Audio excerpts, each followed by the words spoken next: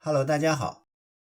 We know the word 孙子 means grandson, that is son's son. For example, 这个老人有3个孙子。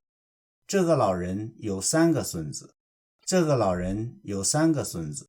In daily life, however, the word 孙子 is also used as a swear word.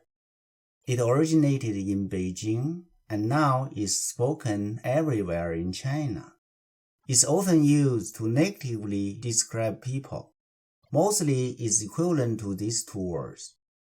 For example, 这孙子工作好是因为他老给老板舔屁股。这孙子工作好是因为他老给老板舔屁股。这孙子工作好是因为他老给老板舔屁股。Next one, 咱俩打赌吧。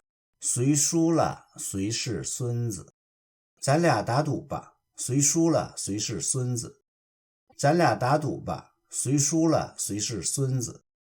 Next one, 去他妈的吧，那孙子的话不听也罢。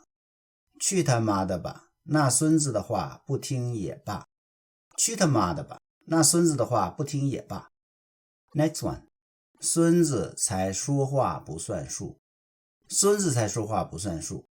孙子才说话不算数。Next one, 他真是个孙子，昨天他又骗了我。他真是个孙子，昨天他又骗了我。他真是个孙子，昨天他又骗了我。So far we know 孙子 means grandson, that is son's son.